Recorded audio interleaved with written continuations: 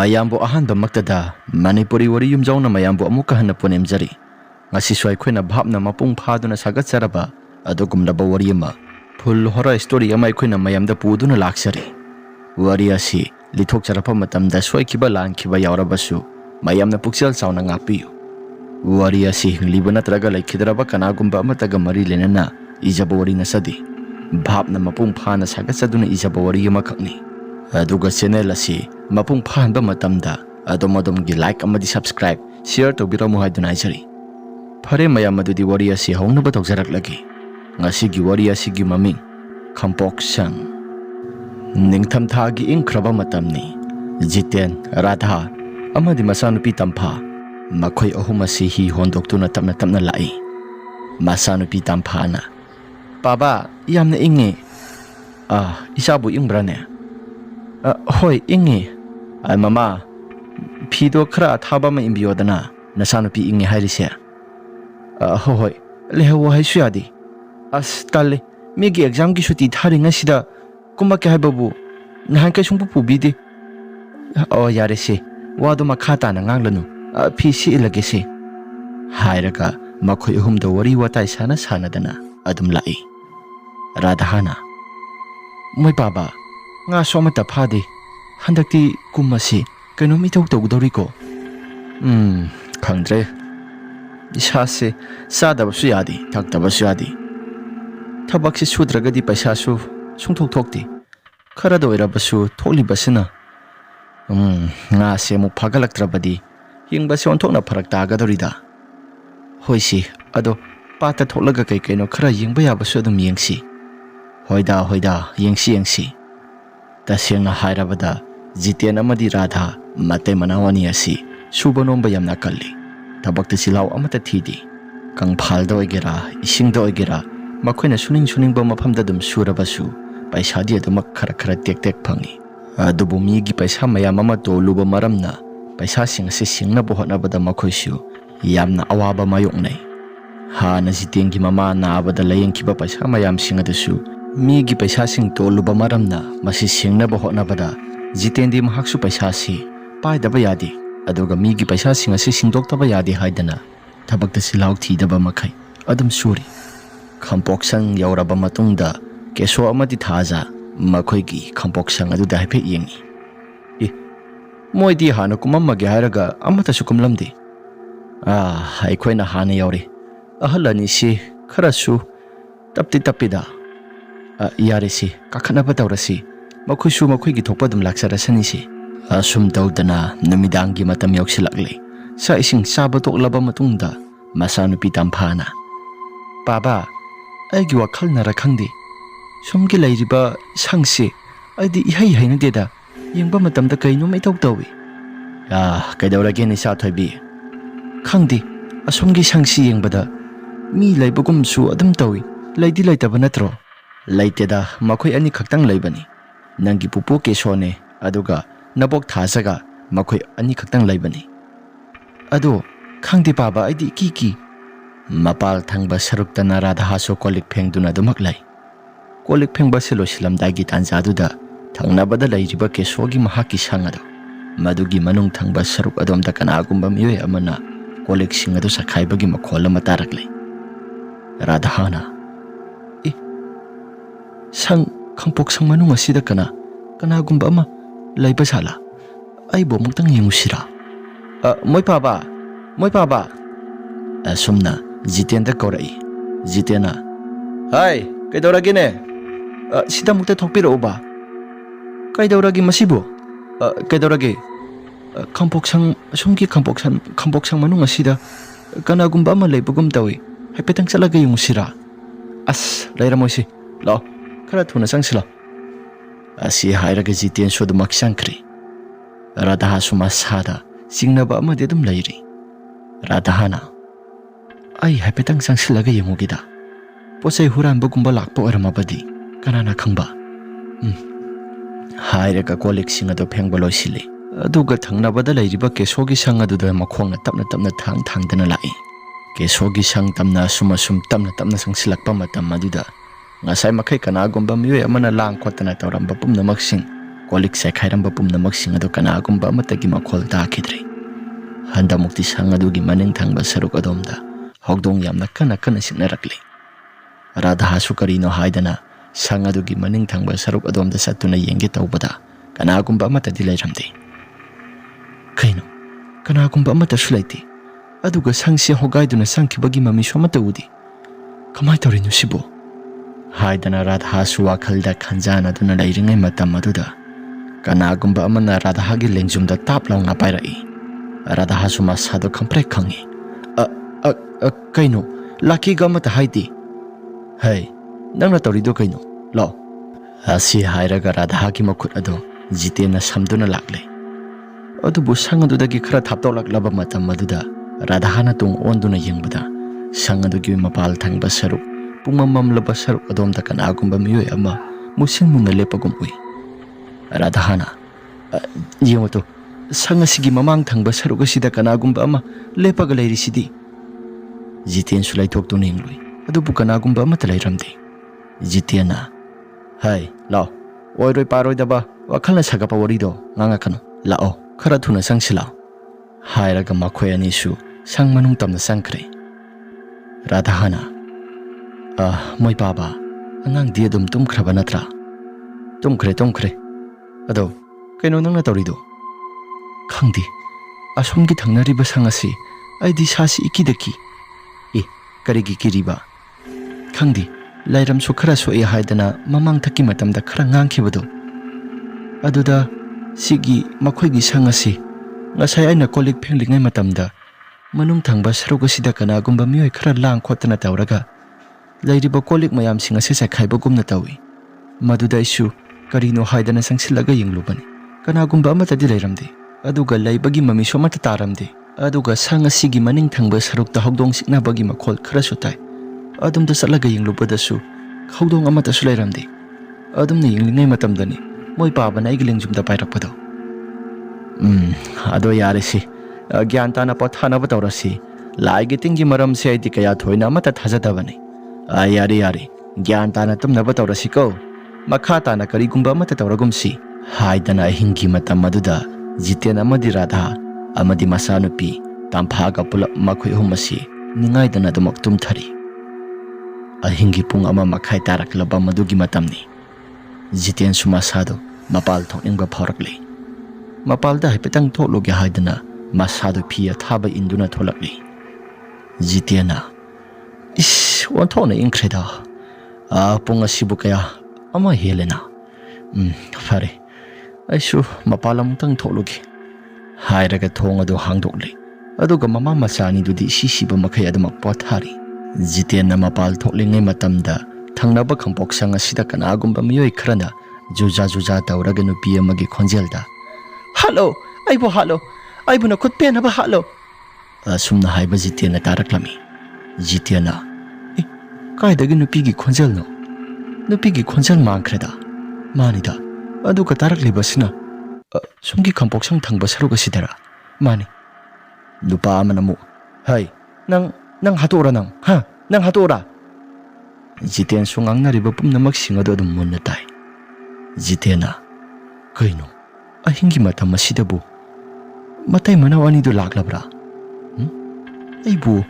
aibu sibu taribu khonjel asibu asengbra natraga karino sibu asumna lairingai matam aduda keso amadi thajagi khonjel male haidana Jiten su khalakli khura keso gaidomja thajagi khonjela mandi mankreda asi hairaga sangadugi manakta haipe sangsinduna yenge tawbada makhol amata su takhidri Jiten tawriba mong mataw singa sidangakpana su khamthingli sangasigi mathak thangba saruk adomda haipe yengkhali adubu karigumba amata su leiti Jitena mamang thakki matamda lairam sokpa jaga oina tawkhibani aduna kaino khara tawribra nasai gi nupina haibada soina thajakhidabado hauji amuk tawraklibra mapala sida kuina laibiyadi ai khara thuna sanglage haidana Jiten su mahaki sangya haidana tawrakpaduda thangnabada lairiba khampok sanga sida suru naithepagi makhola ma yamna kana taba horakli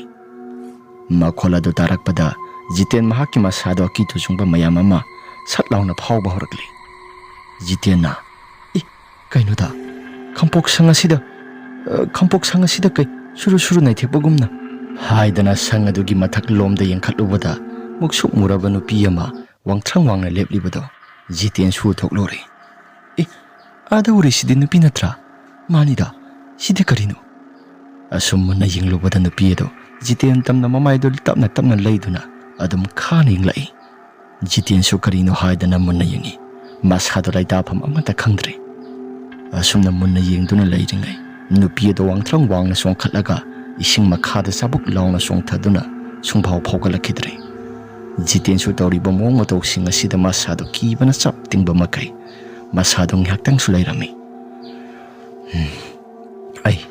ai kiba yadi hairaga Jiten ado masado tararak nanthai makuna sum nantharaba matungda sangtamna lakli makoigi sangmanung hek sangbaga Jiten amahaki nupida hogdoktuna paw asi tamsira khalli aibu paw singa se hogdoktuna tamsira tamlaroigi adum tummagida hayeng gyan tana hogdoklaga dum tamba haibaduni asuna leiringai sangadugi thongadu sukanagumba amana hangdoklo haibagi mata gumna kokok launa thilakli Jiten su sang leiriba khampok sang asiga aikhoigi khampok sang asiga ani sikaktani ahingi matam asida kanana laklaga thong asi hangdoklo haigadoribano sidi mata amanida nahan makhaiga iman manadi sang adugi thong adusu hangdoklo haibagi mata gumna kana thilakli makhola do sumasum kangkhalakpaduda magi nupi Radha sokolakli Radha no mikap tholaktuna moi baba tawri sikarino ai nang tumilayo ngasidi mawang ma ithok tawi hoi aisu kainom ithok tawi khalleba thong asi hangdokluraga mu phatanungda thokadra tumilayo asi haraga ngi haktang su tuminalai matai manau ani duna tuminna wa amata ngangna da laibaduda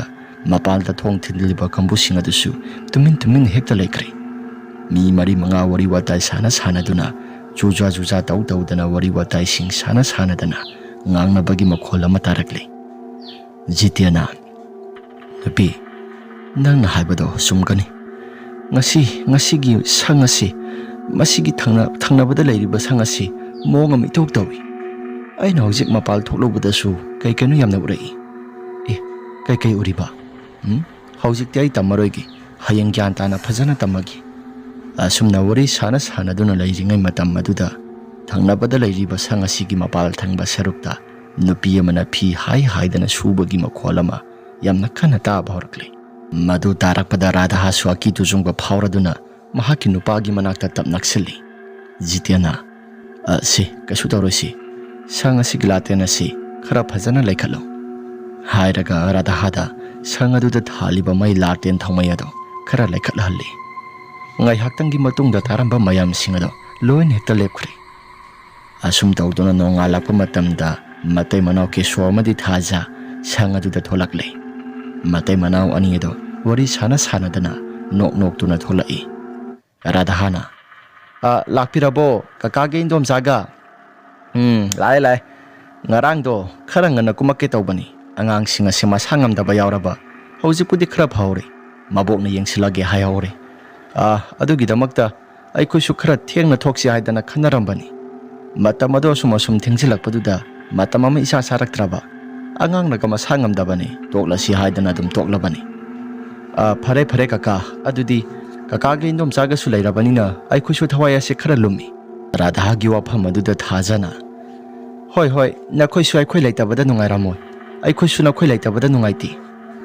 asi hairaga wari khara ngangnari sak saramdai gi matam aduda Radhana ado ngarang kaino ui haibado khara tam odana ai su mapalamda thokpani aduda mapal thokna isi asumgi maikai thangba saruga sida kaino nupi amana kanbiyo sire haidana yamna kana lawi nupa aduna su nangda siro haidana yamna kana lawi aduda isu karino haidana mapal thokpada loisilaba matungda sangsilaga hapi inglubani adubu kanagumba amatadi makhol taba oidi khangdrida ibema thangnabada leiriba khampok sangasi lairamdaga khara sokpani kari khudam sayang taklibano Nahan makhaidi masigumba thogdo asi amata udabani. Handak marak asi nangnasu hana urakli. Aduga aina somu urakli. Gyan menga amata hek tadi. Ado, waridu makha loirabo. Wari si makha loidri. Aina sanglagi haidana tawrakpa kaana duda mathak thangba saruk amadi sang asigi akoibada suru naiti. Aduda aina kana kana laige haidana haife yengluba matamda sang asigi mathak thangba hek thangba saruk asida nupi ama sap tingduna lepaga leirami. Nupi ado aingonda muna yenglai. Aduga mamit adusu khana yenglaba matungda wangna songkhatkre. Aduga ising manung asida adum songthakraba matungda karigumba amata phawgalaktri. Madudagi aisu isasi kiba phawraduna admak changlabani. Yengo, aidi haijadra handak marakase kaino mitok tawi haidana. Masigi paoksing asi kakaga indom sagada tamsira maduna phagadaba sumali. Khangdeda aja puja khara taw hairaba sumamang thaki matamda laigi tingi maram khara sokpanina aja puja tawraga dam nungaina layo haibabu laigi tingi maram ta thajadi asigumba thodok sing asi amata thengnadi haidana thajaki Nangura suyaroi. Hoini, adu susumi. Pare, adum tangai padana laiba haibaduni. Karidu paile. Hoida. Somdana keso si masagi su laigi nungsi khara su laibaga. Madugi su matakta masasi. Laigi nungsi laibada mathong maram amata taadaba. Gyamen amata taadaba thabak sing yamna tawi. Keso na. Nupiya. Handakti sase khara yang thokpagum tawi. Nahan makai aina tawramba mathong maram khangdaba thabak mayam singado handakti sase khara su phaba mali khara danate yamna phareda sumaina sum pharabadi aisu wakhal laitana leiredana aduda mamang thakki matamda aina ikhang khanghogdana tawkiba thogdok mayam singado ai isana khangboiragadi adum phagadaba isana su khangjada gyamen so mata tada adum laibaduda Laikagi mina soisi anga ophegi matagumna adum khanai. As khangdreda hingbasi onthona suwai. Hingnabagi lanphamda thabak subasisu tangai phadi. Aduga isagi anaba ama laibasisu sisu nungaifam amata khangdi. Anaba lai haidani sasi pangal ison swalaga hokka kangkhapa ngamda boiradi khara su phagadaba. Gyamen tadana kari tawribano haibasu amata khangda.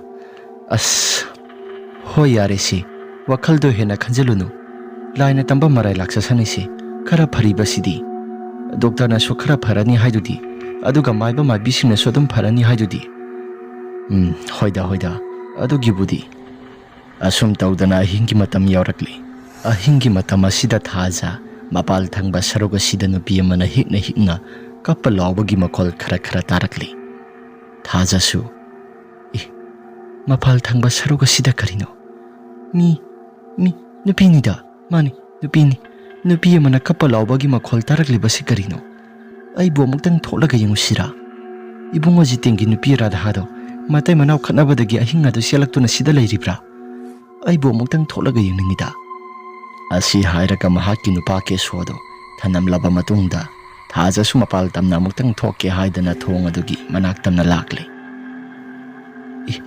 nupi ase kappa lepti aduga karino haidana thong adu su tapna hangdokle thong adu hangdoktuna yengluba matamda kanagumba amatadi leiramdi thajana kappagi makhol su phakre aduga kanagumba amata su leiramdi kamai tawriba sidi asumna wakhal khantuna leiringai matam aduda makhoigi hi thangliba jaka hirobak thangba saruk adomda kanagumba miyoi amana phamduna makhong adu sing makhada kaw sanabugum tawri thajana Ada lairisi kanano nupi natra mani nupini hairaga yamna munna yengi asumna munna yengduna leiringai matam aduda nupidu nophet tawraga mahaki saktam oina su tawi thajagi mamai tamna adumak leisilaktuna nupido nokhi tawi mamai du thajagi mamai adomda haibadi thajagi masaromda tapna leisilaktuna nokhi tawrami nupido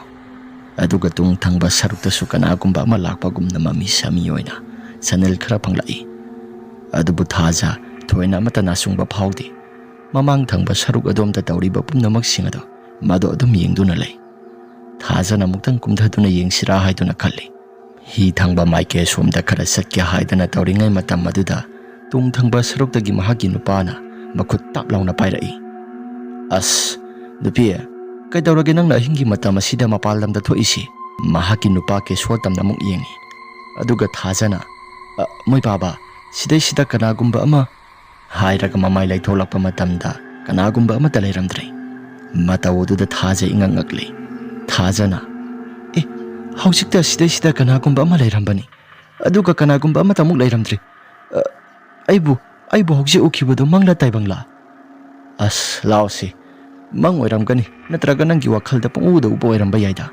Nati moi baba, sida nupi ama aigi sakta moina sutawi. Higi matol thangba saruga sida phamlaga makhong aduna ising makhada kaw duna lairambani. Aibu hauzik tanida ukibado. Lao yare lao ahingi matamni. Ahingi matam asida nang sumapal thoktuna amuk sanai.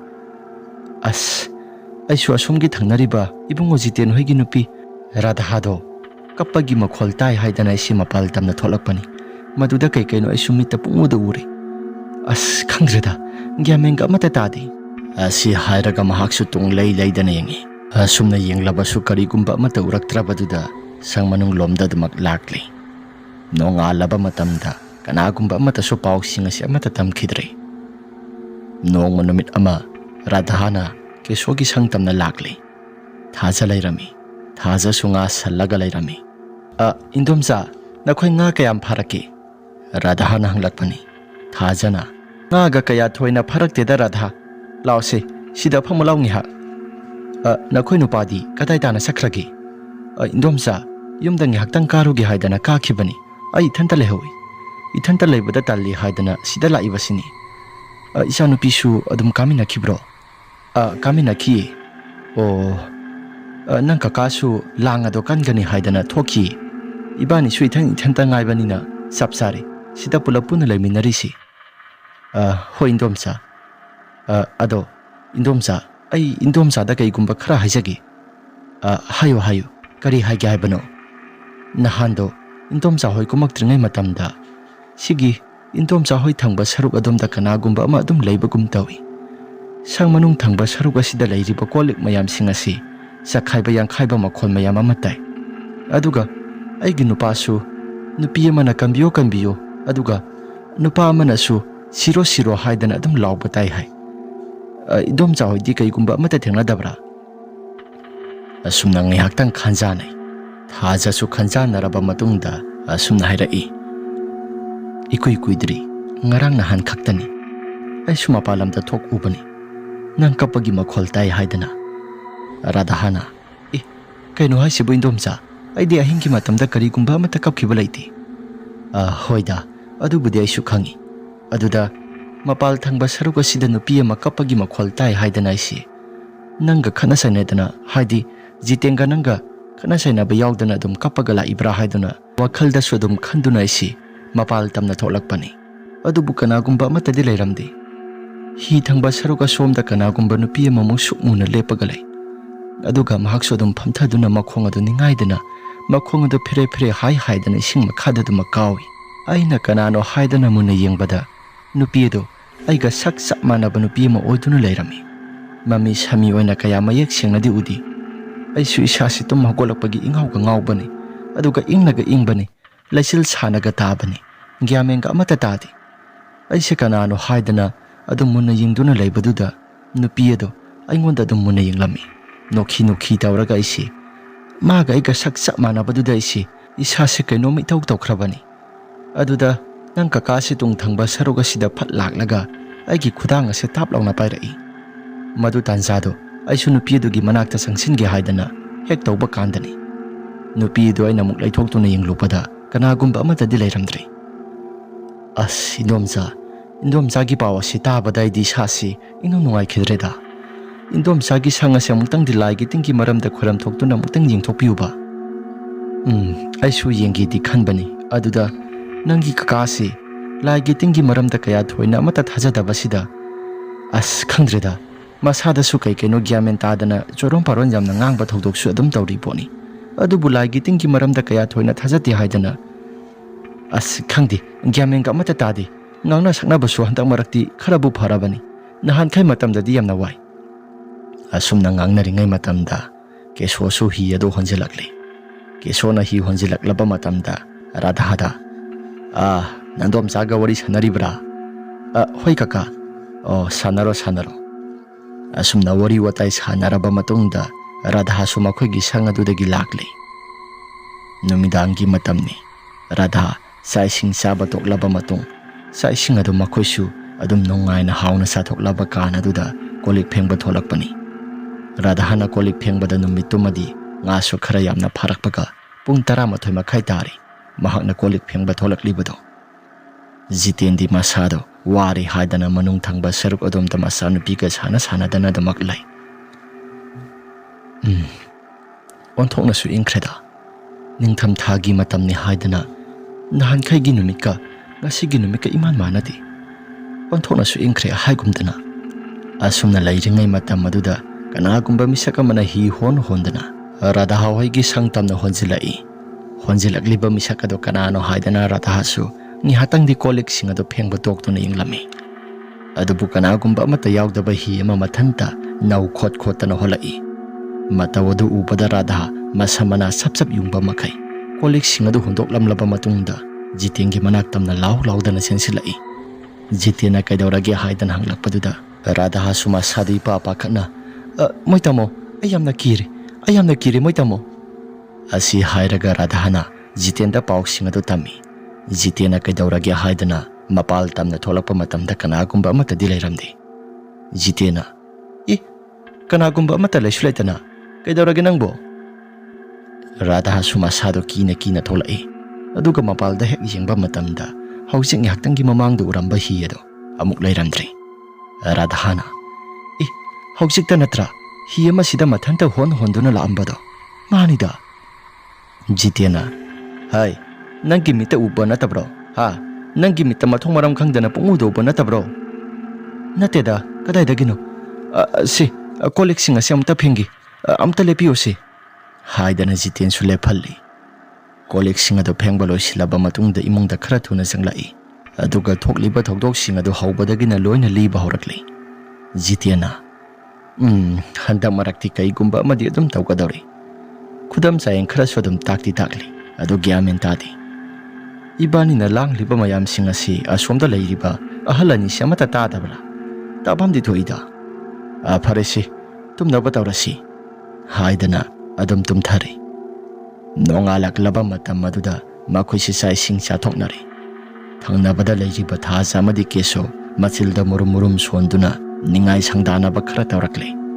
Jitena kaino ahalani si khanabagum tawida. Khanaba mandro. Khanaba mali. Thangnaba khampok sanga sida wasu kana ngang khatnaraktuna kesona sumna hairai. Nangda halaga phagadabani. Nang hatora nang hatora. Thajasu halo aibo halaga nang pengkani hairabadi aibo hatoklo.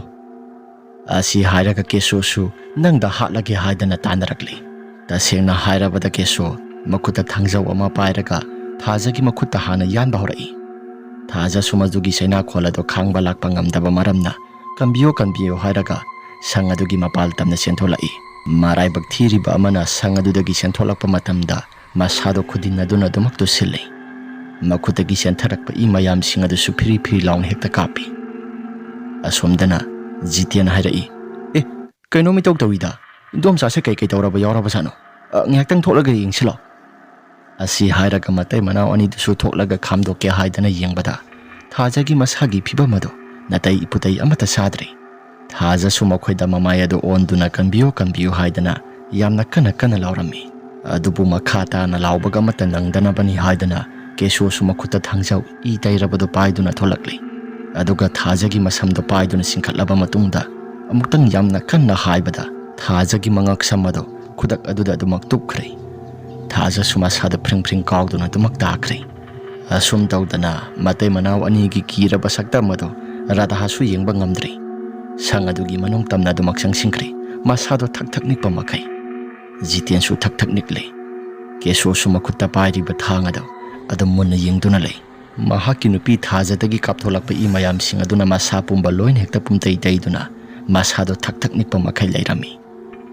Jiten su masado kiraduna mi hatle haidana koilau laurami pat adugi akoiba makhuna leiriba adugi manakta sang aduda lang thaba lakliba miyoi sing adu su kaidoba yaurage haidana makhoigi sang tamna lakli Jiten mahakna lauriba pumnamak sing adu Keshoda mamai on duna mi hatle haidana dumak laurami pat aduda lang thaba lakliba miyoi sing adu su Keshona thangjaw ama pairaga thajagi mangak samadok tubat kaklaga makhut namana makok pai makhut namana thangjaw ado paidun laibududa makhoi mayam asi kinari khara thuna ka khalaklaba matam aduda makhut ado tap longna mulli aduga thangsing adu su loina thadahalli thawa yaudra bhaksa thajagi du su mamangda dumak tai aduga makok adu su masamda dumak paiduna lairi makhoi mayam sangduna Kesho si phari kudak aduda mayumgi miyoi sing loina kauraduna mahak so dum phahan kre polista ngai haktangi matungda makhoi su tawriba phibam sing asi mataw karamna thokibano haidana police laktuna hangi Jitiana sir kari wahodagino khangdi kaka ga idom saga se dum nungsi chanana adum leidi leibani ado aikoi su khangdi sumda wari watai khara sanaringai matamda khana launa bagi makhola se dum tarakpani kaidawragi haidana aina senthoktuna yinglubada Indom Jasi, Makus Hoktuna Lairami. Aduda, Indom Jasina to Sinduna Lairing at the Kakasuma Samase Paikaladuna, Makokasi Hector Tabat on the Kakivani. Hanadi, Sigito Samata Toktabani. Nupasi, Koki Beragumba Kra Libra. Hoit, sir, Mamang Takimatam Dakakeno Kra, Masana Digian Tadabida, Sorum Paronjam Nangangi Haidana, Indom Sana Paukamba Sulekre. Oh, Yare Tudi. Asi hairaga asi baksang adu sodum puduna satkre numitumadi makhosu yamna kire haidana yumda kakhalusi haidana Jitiana madi tampha radha makhoyo humpula puna kakhalai numisidagi hauraga hapta muki sangdi sangda mata laktre khampok sang adu su ihang hangna usek mayam amana tongduna koi khongduna lai aki bagi saktamni lang thaba lakliba miyoi singna aki ba khonjel mayam amano ngalam dagi matamda tai haidana Kesho hegi thangba sangado Kesho gi kampok sangadu da makhol jamna tai haidana mayamasi wa hekta launai adubu hingdabadi adabanina Jitiana amadi Radha masanupi tampha asi thanam laba matungda sangtamna lakle is moi baba aidi on thokna tankreda kari gi tandori bano indom sa thajado ningam kai ngamdana khudak adu de kan adum sikibani aidi sanga sida sangadabado isasi as tankreda hai kaishu tawro adum changsila aikhoi ki haidana adum sara henba taribro ha sara hendana bagi damakta aikhoi su hingna bagi lamphamda kira ba thodok sing aikhoi su thengna ba tabani sina traga de aikhoi hingna bagi lamphamda kadai damuk thengna ga dorige a hoisi sangtamna dum holasi ho aduni dana asi hairaga Radha amadi Jiten sangtamna honduna lakle Radhana khampok sanga sidi onthona su songkreda napi singa se khara kaktaba yaroidri moi baba khara kakthasira sangda yauki sano kakthasi sang ado yaurakle sang hek yauba kana duda Kesho hegi sang ado muk yengi adubu akiba phanglaba masak amada Kesho hegi sang asi pungsong laga lairami Jiten hoi ki sang asi dikaya thoina bu songdi Radhana wakhalda khalli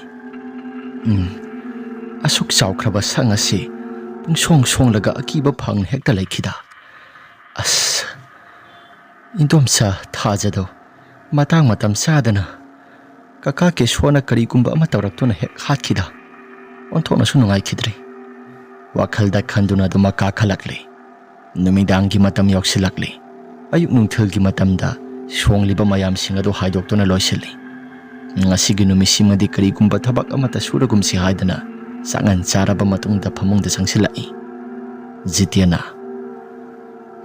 aikhoi lairabasu mi sikhiba ningam kaingamdana sikhiba haibasidi khara mana maninti nairapa yai aduna laten thongmai amadi thalaga thamdaba yade ado indomcha Radha do nungdi nungai khidreda nungai te adubu karidi upai lai mawa makok sakpaduna khudak aduda makok saklaktuna duma khatkredana hatpa yaba hatlaba matungda gyanmen tadi mahaksu karino gyanmen tadi haidana police ta khumi baduni adubu upai laiti mahakna gyamen tade hairabasu mahaki makhutmangna mahaki nupi ado hatlurabanina adum jail da leiba tabani kari du pai lei mi amabu hek tarai na hato obadi mahaksu adum sibagi chairak phangba tabani masimakna ni mahaksu jail manung aduda mapunsi chupa leikhibado pharesi tumlamdai gi matam asida asigumba wari asi hokdokumsi ai sasi ikidaki hoida yarisi adum tumthanaba tawrasi haidana matai manau ani du tumthanaba tawringai matam aduda thangnabada leiriba khamboksan kesoigi khamboksan aduda mana mani naiba khara horakle makhoigi maning thangbada horiba lapu pareng singado pro launa makhol khara thokpa horakle nongsi su kana sitpa horakle tanja sida radha su makeup khangtho tholakle radhana nongsit asisu kana sitpa horakle aduga lapu horiba somdasu mi amana lapu asi nombagumna su tawida nuksina wairamba yai hairaga sumna wakhal khanna lairingai matam maduda lapu singado kanagumba miyoi amana thangjau pairaga chop launa hekta yanbagumna makhol khara tholakle asumna tholakpaduda radha su tumthabadu yadre mahaki mapuroi su nungaina tumthabaduda amata hokdoktri jiten sodamak gro na khoktuna dumak tumle aduga sum thangba saruga sidana tabada yamna kiraba khonjel mayam ama taba horakle nupi amagi khonjel da hikna khampoksang thangba maike somda kappagumna makhol khara sutarakle nupi amana hikna marol khara londuna hikna kappi nakhoi nai bu kanbidaba aina kanbiyo hairaga laubado nakhoi kanagumba mata su kanbikidaba aigi thawai asina pendri asi hairaga duma kappi radha su makhol adu tabada makoktagina makhong phawba tu sungkhiba khanghaudri nupi ado kapna laklaba matungda radha hoigi sangi mamang thangba sarugadomda tuminna dumak phamkhri nupi ado su makhoigi sangmamang aduda hikna kappaduda radha su yamna mayek sengna taraktuna masado thak nikpa makhai kiba horakli ngasai makhai masado su kharanaga kina laibaga amuke hena kirakli nupi kapagi makhola do tarakpaduda jiten sogolakli jitiana nupi kaino tawrisidi ai isu khangthi ngasai makhadagi kappaga kaino marol khara suloli isa siamna kiri asi hairaga lairingai aduda nupi du su chaplepi aduga murum swalaga thonga si hango haidana nupi amagi khonjel da yamna kina akiba khonjel amada hairakle ai thonga si hango natrabadi thonga si nam khairani aina thonga si mukta hangdo se thonga si mukta hangdo asumna yamna kiraba khonjel amana hairakpaduda radha che laten thomai si khara yamna laikhasi haliba bulb singsinadi kari gumba mata oiraro se mai se khara laikhatki haidana mai du su laikhatli asum tawdana laten thomai gi mai adu su khara laikhalak laba mata maduda haujik ni haktangi mamangda taramba nupi adu gi khonjala do sap lepi khara he phaida makhol mayama ma hekta tarami khampok sanga si khara su mana mani nai gadori nupi ꯑꯩꯈꯣꯏꯕꯨ ꯁꯤꯗ ꯁꯨꯝ ꯂꯩꯔꯒ ꯑꯗꯨꯝ ꯊꯕꯛ ꯑꯁꯤ ꯁꯨꯈꯤꯁꯤ ꯍꯥꯏꯕ꯭ꯔꯥ ꯃꯇꯝ ꯈꯔ ꯈꯖꯤꯛꯇꯪꯗꯤ ꯌꯦꯡꯈꯤꯁꯤ ꯌꯥꯗ꯭ꯔꯒꯅ ꯑꯗꯨꯝ ꯌꯨꯝꯗ ꯀꯥꯔꯒ ꯀꯪꯐꯥꯜꯗ ꯂꯩꯔꯒ ꯀꯩꯅꯣ ꯈꯔ ꯌꯦꯡꯕ ꯍꯥꯏꯕꯗꯨꯅꯤ ꯍꯣꯏꯗ ꯑꯗꯨꯕꯨꯗꯤ ꯏꯟꯗꯣꯝꯆꯥꯒꯤ ꯀꯔꯃꯗꯣ ꯂꯣꯏꯔꯕ ꯃꯇꯨꯡꯗ ꯈꯔꯁꯨ ꯐꯕ ꯌꯥꯏꯗ ꯑꯩꯗꯤ ꯁꯤꯒꯤ ꯁꯪ ꯑꯁꯤ ꯈꯥꯡꯄꯣꯛ ꯁꯪ ꯑꯁꯤ ꯀꯛꯊꯠꯂꯒ ꯑꯇꯣꯞꯄ ꯑꯃꯗ ꯊꯥꯗꯣꯛꯅꯤꯡꯉꯕꯅꯤ ꯀꯩꯅꯣ ꯑꯍꯜ ꯂꯃꯟꯁꯤꯡ ꯂꯥꯏꯒꯤ ꯇꯤꯟꯒꯤ ꯈꯔ ꯐꯔꯒ ꯂꯥꯏꯒꯤ ꯇꯤꯟꯒꯤ ꯈꯔ ꯈꯣꯏꯔꯝ ꯊꯣꯛꯂꯒ ꯐꯕ꯭ꯔꯥ ꯌꯦꯡꯁꯤ ꯐꯠꯇ꯭ꯔꯒꯅ ꯈꯥꯡꯄꯣꯛ ꯁꯪ ꯑꯁꯤ ꯀꯛꯊꯠꯂꯒ ꯀꯩꯅꯣ ꯁꯨꯝꯗ ꯏꯟꯊꯣꯛꯄ ꯌꯥꯕ꯭ꯔꯥ ꯌꯦꯡꯈꯤꯁꯤ ꯑꯁꯨꯝꯅ ꯉꯥꯡꯅꯔꯤꯉꯩ ꯃꯇꯝ ꯑꯗꯨꯗ ꯊꯪꯅꯕ ꯈꯥꯡꯄꯣꯛ ꯁꯪ ꯑꯁꯤꯗ ꯅꯨꯄꯤ ꯑꯃꯅ ꯀꯟꯕꯤꯌꯣ ꯍꯥꯏꯗꯅ ꯌꯥꯝꯅ ꯀꯟꯅ ꯂꯥꯎꯔꯛꯂꯦ ꯅꯨꯄꯥ ꯑꯃꯅꯁꯨ ꯅꯪꯗꯗꯤ ꯍꯥꯠꯂꯒꯦ ꯍꯥꯏꯗꯅ ꯀꯣꯏꯇꯥꯟ ꯇꯥꯟꯅꯕꯒꯨꯝꯅ ꯈꯥꯡꯄꯣꯛ ꯁꯪ ꯃꯅꯨꯡ ꯑꯗꯨꯗ ꯀꯣꯏꯆꯦꯟ ꯆꯦꯜꯂꯤ ꯃꯈꯣꯜ ꯑꯗꯨ ꯃꯇꯩ ꯃꯅꯥꯎ ꯑꯅꯤꯃꯛ ꯑꯗꯨꯝ ꯇꯥꯏ ꯑꯗꯨꯕꯨ ꯇꯧꯔꯤꯕ ꯄꯨꯝꯅꯃꯛꯁꯤꯡ ꯑꯁꯤꯗꯤ ꯍꯥꯟꯅ ꯊꯥꯖꯁꯤꯔꯝꯗꯥꯏꯒꯤ ꯃꯇꯝꯗ ꯇꯧꯈꯤꯕ ꯄꯨꯝꯅꯃꯛꯁꯤꯡ ꯑꯗꯨ ꯃꯗꯨꯒ ꯆꯞ ꯃꯥꯟꯅꯅ ꯇꯧꯔꯝꯃꯤ ꯊꯥꯖꯁꯨ ꯃꯄꯥꯟ ꯂꯝꯗ ꯆꯦꯟꯊꯣꯛꯇꯨꯅ ꯇꯨꯁꯤꯜꯂꯤ ꯑꯗꯨꯒ ꯃꯍꯥꯛꯀꯤ ꯅꯨꯄꯥ ꯀꯦꯁꯣꯟ ꯑꯃ ꯉꯛꯁꯝ ꯑꯗꯨ ꯀꯛꯊꯠꯇꯨꯅ ꯌꯥꯝꯅ ꯀꯟꯅ ꯍꯔꯥꯎꯅ ꯂꯥꯎ ꯈꯣꯡꯗꯨꯅ ꯇꯧꯕꯒꯤ ꯈꯣꯟꯖꯦꯜ ꯑꯗꯨ ꯖꯤꯇꯦꯟ ꯑꯃꯗꯤ ꯔꯥꯙꯥꯁꯨ ꯌꯥꯝꯅ ꯃꯨꯟꯅ ꯇꯥꯔꯝꯃꯤ ꯑꯁꯨꯝꯅ ꯀꯤꯔꯕ ꯈꯣꯟꯖꯦꯜ ꯑꯁꯤ ꯇꯥꯅ ꯅꯣꯡꯉꯥꯟꯕ ꯐꯥꯎꯕꯗ ꯉꯥꯏꯔꯝꯃꯤ ꯅꯣꯡꯉꯥꯜꯂꯝꯗꯥꯏꯒꯤ ꯃꯇꯝ ꯑꯗꯨꯗ ꯃꯈꯣꯏ ꯑꯅꯤꯁꯤ ꯉꯥꯏꯍꯥꯛꯇꯪ ꯑꯣꯏꯔꯕꯁꯨ ꯑꯗꯨꯃꯛ ꯇꯨꯝꯊꯩ ꯑꯗꯨꯕꯨ ꯀꯨꯏꯅ ꯇꯨꯝꯊꯕ ꯌꯥꯗ꯭ꯔꯦ ꯔꯥꯙꯥꯁꯨ ꯃꯤꯀꯞ ꯑꯗꯨ ꯊꯣꯛꯂꯛꯇꯨꯅ ꯅꯣꯡ ꯑꯁꯤ ꯉꯥꯜꯂꯕ꯭ꯔꯥ ꯍꯥꯏꯗꯨꯅ ꯈꯜꯂꯛꯏ ꯑꯣ ꯅꯣꯡ ꯑꯁꯤ ꯈꯔꯗꯤ ꯉꯥꯟꯊꯣꯛꯂꯛꯂꯦ ꯑꯩꯁꯨ ꯃꯄꯥꯜ ꯑꯁꯤꯗ ꯑꯃꯨꯛꯇꯪ ꯊꯣꯛꯂꯒꯦ ꯑꯗꯨꯒ ꯀꯩꯅꯣ ꯊꯕꯛꯁꯤꯡ ꯑꯁꯤ ꯁꯤꯟꯕ ꯂꯥꯡꯕ ꯇꯧꯅꯕ ꯍꯥꯏꯗꯅ ꯁꯤꯟꯕ ꯂꯥꯡꯕ ꯇꯧꯅꯕꯅꯤ ꯍꯥꯏꯗꯅ ꯊꯣꯡ ꯑꯗꯨ ꯍꯥꯏꯗꯣꯛꯇꯨꯅ ꯃꯄꯥꯜ ꯇꯝꯅ ꯊꯣꯛꯂꯛꯏ ꯑꯁꯣꯝ ꯊꯪꯕ ꯈꯥꯡꯄꯣꯛꯁꯪ ꯑꯗꯨꯗ ꯌꯦꯡꯅꯤꯡꯉꯦ ꯍꯥꯏꯗꯅ ꯃꯁꯥꯗꯣ ꯀꯔꯤꯒꯤꯅꯣ ꯈꯪꯗꯦ ꯔꯥꯙꯥꯁꯨ ꯌꯦꯡꯅꯤꯡꯕ ꯐꯥꯎꯏ ꯍꯥꯏꯗꯅ ꯌꯦꯡꯊꯣꯛꯂꯨꯔꯦ ꯑꯗꯨꯝꯅ ꯌꯦꯡꯊꯣꯛꯂꯨꯕꯗ ꯈꯥꯡꯄꯣꯛꯁꯪ ꯑꯗꯨꯒꯤ ꯍꯦꯛ ꯅꯥꯀꯜ ꯊꯪꯕ ꯁꯔꯨꯛ ꯑꯗꯣꯝꯗ ꯅꯨꯄꯤ ꯑꯃ ꯃꯃꯥꯏ ꯂꯩꯊꯣꯛꯇꯨꯅ ꯐꯝꯃꯒ ꯂꯩꯔꯝꯃꯤ ꯅꯨꯄꯤ ꯑꯗꯨꯒꯤ ꯃꯇꯧ ꯑꯗꯨ ꯔꯥꯙꯥꯁꯨ ꯑꯗꯨꯃꯛ ꯃꯨꯟꯅ ꯌꯦꯡꯉꯤ ꯔꯥꯙꯥꯅ ꯀꯗꯥꯏꯗꯒꯤ ꯅꯨꯄꯤꯅꯣ ꯁꯤꯅ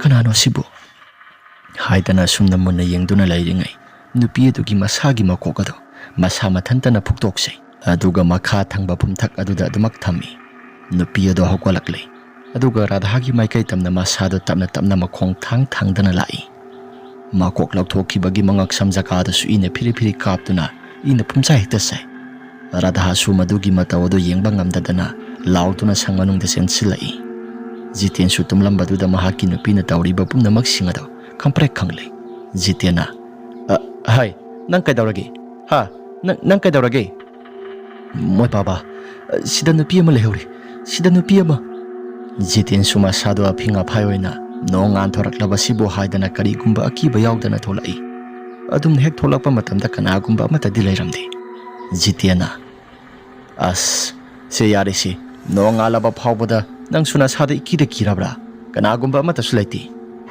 ꯁꯤꯗ ꯀꯅꯥꯒꯨꯝꯕ ꯑꯃ ꯍꯧꯖꯤꯛ ꯋꯥꯏꯗ ꯃꯀꯣꯛ ꯑꯁꯤ ꯐꯨꯝꯊꯛ ꯑꯁꯤꯗ ꯑꯗꯨꯝ ꯊꯝꯂꯒ ꯑꯩ ꯇꯝꯅ ꯃꯀꯣꯛ ꯑꯀꯛꯄꯗꯨ ꯌꯥꯎꯗꯕꯤꯗ ꯃꯁꯥ ꯃꯊꯟꯇ ꯈꯛꯇ ꯏꯅ ꯐꯤꯔꯤ ꯐꯤꯔꯤ ꯀꯥꯞꯂꯒ ꯑꯩ ꯇꯝꯅ ꯆꯦꯟꯁꯤꯜꯂꯛꯄꯅꯤ ꯌꯥꯔꯦꯁꯤ ꯅꯣꯡ ꯉꯥꯜꯂꯕ ꯀꯥꯟꯗ ꯐꯖꯅ ꯍꯧꯒꯠꯄ ꯌꯥꯗ꯭ꯔꯣ ꯅꯪꯁꯨ ꯀꯩꯅꯣ ꯎꯔꯦ ꯈꯪꯂꯕꯗꯤ ꯑꯩꯗꯤ ꯀꯅꯥꯅ ꯈꯪꯅꯤ ꯑꯁꯨꯝꯅ ꯇꯧꯏ ꯍꯥꯏꯕꯗꯤ ꯂꯥꯎꯁꯤ ꯉꯥꯏꯍꯥꯛꯇꯪ ꯑꯣꯏꯔꯕꯁꯨ ꯁꯪ ꯃꯅꯨꯡ ꯑꯁꯤꯗ ꯂꯩꯈꯤꯁꯤ ꯅꯣꯡ ꯑꯁꯤ ꯄꯨꯡꯉꯥꯟ ꯉꯥꯟꯈꯤꯁꯅꯨ ꯑꯁꯨꯝ ꯇꯧꯗꯅ ꯅꯣꯡ ꯑꯗꯨ ꯄꯨꯡꯉꯥꯟ ꯉꯥꯟꯕ ꯐꯥꯎꯕꯗ ꯃꯇꯩ ꯃꯅꯥꯎ ꯑꯅꯤꯗꯣ ꯉꯥꯏꯔꯦ ꯅꯣꯡ ꯉꯥꯟꯊꯣꯔꯛꯂꯕ ꯀꯥꯟꯗ ꯊꯕꯛꯁꯤꯡ ꯑꯗꯨ ꯇꯧꯕ ꯂꯣꯏꯁꯤꯜꯂꯤ ꯑꯗꯨꯕꯨ ꯄꯥꯠ ꯑꯁꯤꯗ ꯂꯥꯡ ꯊꯥꯕ ꯂꯥꯛꯂꯤꯕ ꯃꯤꯑꯣꯏꯁꯤꯡ ꯑꯗꯨ ꯃꯗꯨꯒꯤ ꯄꯥꯎꯁꯤꯡ ꯑꯗꯨꯁꯨ ꯇꯞꯅ ꯇꯞꯅ ꯈꯪꯈꯤꯕꯅ ꯂꯩꯀꯥꯏ ꯁꯔꯥ ꯁꯟꯕ ꯐꯥꯎ ꯈꯪꯕ ꯍꯥꯏꯕꯗꯨ ꯑꯣꯏꯈꯤ ꯅꯣꯡꯃ ꯅꯨꯃꯤꯠ ꯑꯃ ꯖꯤꯇꯦꯟꯒꯤ ꯃꯃꯥꯅ ꯐꯣꯟ ꯇꯧꯔꯛꯂꯦ ꯖꯤꯇꯦꯟꯒꯤ ꯃꯃꯥꯅ ꯏꯕꯨꯡꯉꯣ ꯀꯩꯅꯣ ꯊꯧꯗꯣꯛ ꯈꯔ ꯊꯣꯛꯏ ꯍꯥꯏꯗ ꯄꯥꯎ ꯈꯔ ꯇꯥꯏꯗ ꯅꯈꯣꯏꯕꯨ ꯆꯨꯝꯕ꯭ꯔꯣ ꯏꯃꯥ ꯍꯣꯏ ꯊꯣꯛꯄꯗꯤ ꯊꯣꯛꯏ ꯃꯤꯁꯤ ꯃꯤꯅꯥ ꯈꯔ ꯊꯣꯛꯈꯤꯕꯅꯤꯅ ꯃꯅꯥ ꯃꯅꯤꯟꯁꯨ ꯈꯔ ꯅꯥꯏ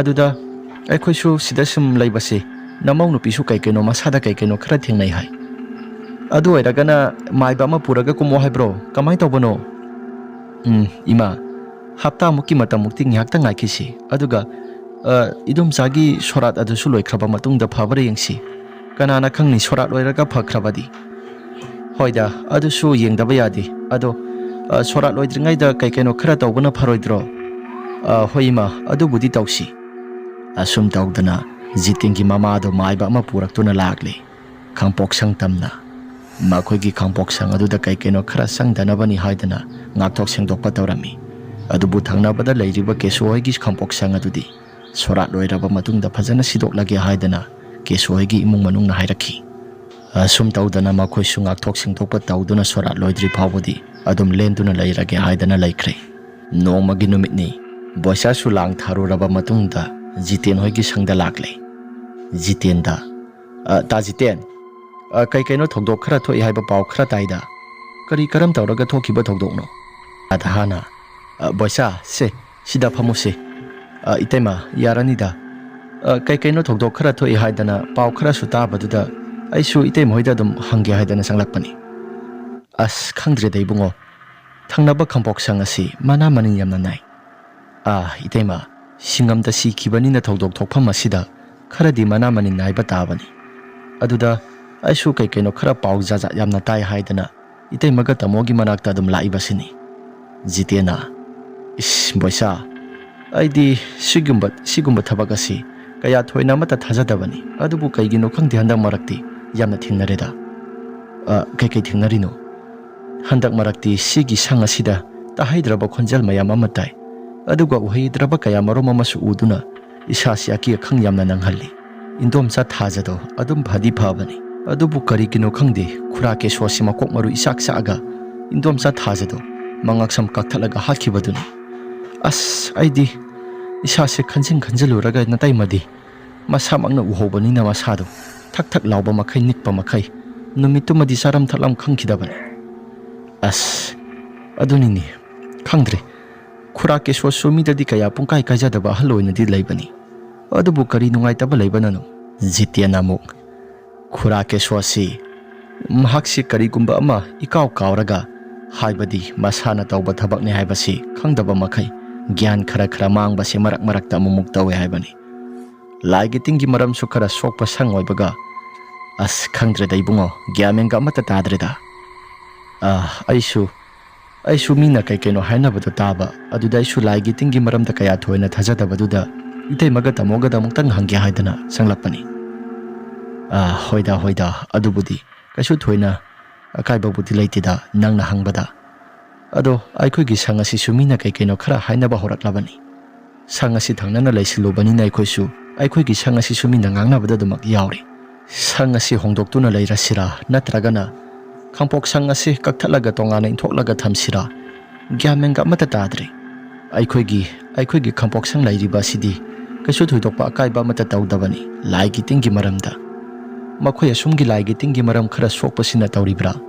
ꯒ꯭ꯌꯥꯟ ꯃꯦꯟꯒ ꯑꯃꯠꯇ ꯇꯥꯗ꯭ꯔꯦꯗ ꯕꯣꯏꯁꯥ꯫ ꯐꯔꯦꯁꯦ ꯇꯥꯖꯤꯇꯦꯟ, ꯑꯩꯁꯨ ꯀꯩꯅꯣ ꯈꯔ ꯇꯧꯔꯨꯔꯒꯦ꯫ ꯉꯥꯏꯍꯥꯛꯇꯪ ꯍꯪꯕ ꯆꯪꯂꯒꯦ ꯍꯥꯏꯗꯅ ꯑꯩꯁꯨ ꯂꯥꯡ ꯊꯥꯕꯁꯦ ꯇꯣꯛꯂꯒ, ꯍꯥꯏꯕꯗꯤ ꯂꯥꯡ ꯊꯥꯕꯁꯦ ꯂꯣꯏꯁꯤꯜꯂꯒ ꯑꯃꯨꯛꯇꯪ ꯆꯪꯂꯨꯒꯦ ꯍꯥꯏꯗꯅ ꯆꯪꯂꯛꯄꯅꯤ꯫ ꯀꯥꯏꯗꯦꯗ ꯅꯈꯣꯏꯗꯤ ꯌꯨꯝꯗ ꯂꯩꯕꯅꯤꯅ ꯈꯔ ꯑꯗꯨꯝ ꯐꯔꯝꯒꯅꯤꯗ꯫ ꯑꯩꯈꯣꯏꯗꯤ ꯌꯥꯗ꯭ꯔꯦ, ꯈꯥꯡꯄꯣꯛ ꯁꯪ ꯑꯁꯤ ꯂꯦꯝꯅ ꯃꯥꯡꯍꯟꯕꯁꯨ ꯄꯥꯝꯗꯕꯅꯤꯅ ꯁꯪ ꯑꯁꯤꯗ ꯑꯗꯨꯝ ꯂꯩꯔꯒ ꯁꯨꯕꯁꯤ ꯑꯩꯈꯣꯏꯁꯨ ꯍꯥꯟꯅ ꯃꯃꯥꯡ ꯊꯛꯇꯒꯤ ꯇꯧꯔꯛꯄꯅꯤꯅ ꯂꯦꯝꯅ ꯃꯥꯡꯍꯟꯕꯗꯣ ꯄꯥꯝꯗꯕ ꯃꯔꯝꯅ ꯑꯩꯈꯣꯏꯁꯨ ꯁꯤꯗ ꯂꯩꯔꯒ ꯇꯉꯥꯏ ꯐꯗꯅ ꯁꯨꯔꯤꯕꯅꯤ꯫ ꯑꯁꯨꯝ ꯇꯧꯗꯅ ꯕꯣꯏꯁꯥꯁꯨ ꯆꯪꯂꯒꯦ ꯍꯥꯏꯗꯅ ꯑꯗꯨꯃꯛ ꯆꯪꯈ꯭ꯔꯦ꯫ ꯑꯍꯤꯡꯒꯤ ꯃꯇꯝ ꯌꯧꯁꯤꯜꯂꯛꯂꯕꯅꯤ꯫ ꯔꯥꯙꯥ ꯑꯃꯗꯤ ꯖꯤꯇꯦꯟ ꯏꯟꯖꯥꯎ ꯁꯣꯟꯅꯕꯒꯤꯗꯃꯛꯇ ꯃꯈꯣꯏꯁꯨ ꯑꯍꯤꯡꯒꯤ ꯃꯇꯝ ꯑꯗꯣ ꯑꯀꯤ ꯇꯨꯖꯨꯡꯕ ꯃꯌꯥꯝ ꯑꯃ ꯐꯥꯎꯅ ꯑꯀꯤꯕ ꯃꯌꯥꯝꯁꯤꯡ ꯑꯗꯨꯁꯨ ꯀꯔꯤꯒꯨꯝꯕ ꯑꯃꯠꯇ ꯅꯥꯁꯨꯡꯗꯕ ꯁꯥꯔꯒ ꯃꯈꯣꯏꯁꯨ ꯏꯟꯖꯥꯎ ꯑꯗꯨ ꯁꯣꯟꯕ ꯊꯣꯛꯂꯛꯏ꯫ ꯖꯤꯇꯦꯟꯅ, ꯅꯨꯄꯤ ꯂꯥꯎꯁꯤ, ꯑꯩꯈꯣꯏ ꯀꯤꯔꯁꯨ ꯀꯤꯅ ꯉꯥꯁꯤꯡ ꯑꯁꯤꯗꯤ ꯐꯥꯗꯕ ꯌꯥꯗꯦ, ꯑꯩꯈꯣꯏ ꯍꯤꯡꯗꯕ ꯌꯥꯗꯕꯅꯤ꯫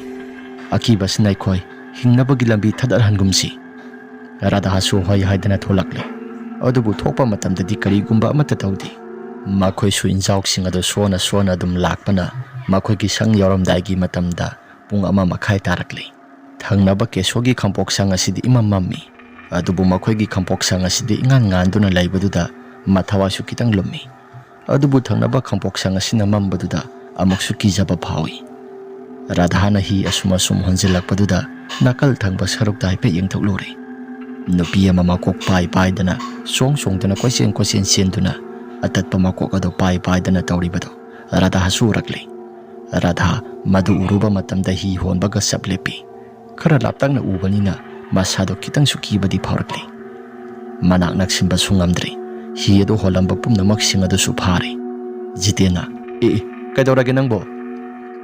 ꯌꯦꯡꯉꯨ, ꯑꯥꯗ ꯂꯩꯔꯤꯁꯤ ꯀꯔꯤꯅꯣ ꯁꯤꯕꯣ? ꯑꯁꯤ ꯍꯥꯏꯔꯒ ꯃꯈꯨꯠꯅ ꯊꯤꯟꯗꯨꯅ ꯃꯍꯥꯛꯅ ꯎꯔꯤꯕ ꯃꯐꯝ ꯖꯒꯥꯗꯨꯗ ꯌꯦꯡꯂꯝꯃꯤ꯫ ꯖꯤꯇꯦꯟꯁꯨ ꯎꯔꯦ꯫ ꯅꯨꯄꯤ ꯑꯃ ꯑꯇꯠꯄ ꯃꯀꯣꯛ ꯑꯗꯨ ꯄꯥꯏꯗꯅ ꯃꯁꯥ ꯃꯊꯟꯇ ꯆꯣꯡꯕ ꯐꯟꯕ ꯇꯧꯗꯅ ꯀꯔꯤꯒꯨꯝꯕ ꯈꯔ ꯇꯧꯕꯗꯣ ꯃꯍꯥꯛꯁꯨ ꯎꯔꯛꯂꯦ꯫ ꯖꯤꯇꯦꯟꯅ, ꯀꯩꯅꯣꯁꯤꯗꯤ? ꯅꯍꯥꯟ ꯃꯈꯩ ꯎꯗꯕ ꯊꯧꯗꯣꯛ ꯉꯥꯛꯇ ꯑꯁꯤꯗꯤ꯫ ꯑꯁꯤ ꯍꯥꯏꯔꯒ ꯃꯕꯥꯅꯤꯅ ꯃꯨꯔꯨꯝ ꯁꯣꯟꯕꯗꯨꯗ ꯖꯤꯇꯦꯟꯁꯨ ꯃꯁꯥꯗ ꯑꯀꯤ ꯇꯨꯖꯨꯡꯕ ꯐꯥꯎꯔꯛꯂꯦ꯫ ꯅꯨꯄꯤ ꯑꯗꯨꯁꯨ ꯆꯣꯡꯗꯅ ꯇꯧꯔꯝꯕ ꯄꯨꯝꯅꯃꯛꯁꯤꯡ ꯑꯗꯨ ꯆꯞ ꯂꯦꯞꯄꯤ꯫ ꯑꯗꯨꯒ ꯃꯈꯣꯏ ꯇꯝꯅ ꯃꯃꯥꯏꯗꯨ ꯇꯞꯅ ꯂꯩꯁꯤꯜꯂꯛꯂꯦ꯫ ꯖꯤꯇꯦꯟꯁꯨ ꯍꯤ ꯍꯣꯜꯂꯝꯕ ꯄꯨꯝꯅꯃꯛꯁꯤꯡ ꯑꯗꯨ ꯆꯞ ꯂꯦꯞꯄꯤ꯫ ꯑꯗꯨꯒ ꯃꯅꯤꯡ ꯇꯝꯅ ꯈꯔꯁꯨ ꯍꯣꯟꯗꯣꯛꯁꯤ ꯍꯥꯏꯗꯅ ꯍꯤ ꯑꯗꯨ ꯃꯅꯤꯡꯗꯈꯔ ꯂꯩꯗꯅ ꯍꯣꯜꯂꯛꯂꯦ꯫ ꯃꯀꯣꯛ ꯑꯊꯠꯄ ꯄꯥꯏꯔꯤꯕ ꯅꯨꯄꯤ ꯑꯗꯨꯁꯨ ꯃꯈꯣꯏ ꯇꯝꯅ ꯌꯦꯡꯂꯕ ꯃꯇꯨꯡꯗ ꯃꯀꯣꯛ ꯑꯗꯨꯁꯨ ꯏꯁꯤꯡꯗ ꯍꯨꯟꯊꯈ꯭ꯔꯦ꯫ ꯑꯗꯨꯒ ꯃꯈꯣꯏ ꯇꯝꯅ ꯆꯣꯡꯊꯗꯨꯅ ꯏꯔꯨꯞꯇꯨꯅ ꯂꯥꯛꯂꯦ꯫ ꯅꯨꯄꯤ ꯑꯗꯨꯅ ꯏꯔꯣꯏꯗꯨꯅ ꯂꯥꯛꯄꯗꯨꯗ ꯃꯈꯣꯏ ꯑꯅꯤꯁꯨ ꯌꯥꯝꯅ ꯀꯟꯅ ꯂꯥꯎꯗꯨꯅ ꯑꯇꯣꯞꯄ ꯁꯪ ꯑꯃꯗ ꯍꯣꯅꯕ ꯌꯥꯝꯅ ꯀꯟꯅ ꯇꯧꯔꯛꯂꯦ꯫ ꯑꯁꯨꯝ ꯇꯧꯗꯅ ꯊꯪꯅꯕ ꯃꯈꯣꯏꯗꯒꯤ ꯈꯔ ꯂꯥꯞꯅ ꯂꯩꯔꯤꯕ ꯈꯥꯡꯄꯣꯛ ꯁꯪ ꯄꯔꯦꯡꯁꯤꯡ ꯑꯗꯨꯗ ꯑꯗꯨꯝ ꯍꯤ ꯍꯣꯟꯗꯨꯅ ꯂꯥꯛꯂꯦ꯫ ꯅꯨꯄꯤ ꯑꯗꯨꯁꯨ ꯑꯗꯨꯝ ꯏꯔꯣꯏꯗꯨꯅ ꯂꯥꯛꯂꯦ꯫ ꯅꯨꯄꯤ ꯑꯗꯨ ꯌꯦꯡꯗꯅ ꯑꯗꯨم ꯍꯣꯟꯗꯨꯅ ꯌꯥꯝꯅ ꯀꯟꯅ ꯂꯥꯛꯄꯅ ꯈꯔ ꯂꯥꯞꯇꯛꯅ ꯂꯩꯔꯤꯕ ꯈꯥꯡꯄꯣꯛ ꯁꯪ ꯄꯔꯦꯡ ꯑꯗꯨꯗ ꯌꯧꯔꯛꯂꯦ꯫ ꯃꯈꯣꯏꯒꯤ ꯑꯀꯤꯕ ꯃꯌꯥꯝꯁꯤꯡ ꯑꯗꯨ ꯂꯣꯏꯅ ꯇꯝꯂꯦ꯫ ꯑꯗꯨꯕꯨ ꯀꯥꯈꯠꯇꯨꯅ ꯌꯦꯡꯂꯛꯄ ꯃꯇꯝꯗ ꯀꯔꯤꯒꯨꯝꯕ ꯑꯃꯠꯇꯁꯨ ꯂꯩꯔꯝꯗ꯭ꯔꯦ꯫ ꯃꯈꯣꯏꯁꯨ ꯑꯍꯤꯡꯒꯤ ꯃꯇꯝꯗꯨꯃꯗꯤ ꯈꯥꯡꯄꯣꯛ ꯁꯪ ꯄꯔꯦꯡꯁꯤꯡ ꯑꯗꯨꯗ ꯂꯦꯛꯂꯦ꯫ ꯑꯗꯨꯕꯨ ꯊꯪꯅꯕꯗ ꯂꯩꯔꯤꯕ ꯃꯈꯣꯏꯒꯤ ꯈꯥꯡꯄꯣꯛ ꯁꯪ ꯄꯔꯦꯡ, ꯍꯥꯏꯕꯗꯤ ꯖꯤꯇꯦꯟ ꯍꯣꯏꯒꯤ ꯈꯥꯡꯄꯣꯛ ꯁꯪ ꯑꯗꯨꯁꯨ ꯈꯔ ꯂꯥꯞꯇꯛꯅ ꯂꯩ ꯍꯥꯏꯕꯒꯤ ꯋꯥꯅꯤ꯫ Adom thangba saruk adomda nupi amana yamna kana laurakpadu makhoi mayamsu ahingi matam aduda yamna kana tarami. Nongalaklaba matamda sora loidraga somungtangdi laigi tinggi maramda khara tausi aidana yumgi maiba maibi khara kauthari. Aduga kesuaigi makhoigi khampok sangado kaino khara khoram thoklaba matungda laigi tinggi phanaba yamna kana taurami. Numitudagi hauraga kharadi phare adubu mana mani naibadudi sangadugi manung aduda khara adum tari. Sangadugi manung aduda mi khara wari watai sanaba amadi kolik leiriba mayam singado ahingi matamda sak thongba aduga phi subana singba sigumlaba khonjal singasi lepa leitana dumak tarakle. Khara tauraga sorat tu sumapung phana loisingkhre. Thajagi sorat adu mapung phana loikraba matungda karigumba amata taurakhidre. Adubu mayumgi miyoi singna sangado sidokle. Khampok sangado mapung phana sidokraba matungda matung tabada karigumba amata taukhidre. Aduga jitena supumlen thangwana mapaire hairaga makhoi ka thangnabada lairiba khampok sangado madugi phumado kakthatli aduga inthokkhre. Makhoi su asomda pareng sangna lairiba sangsing adugi marak aduda adumak tinkhre.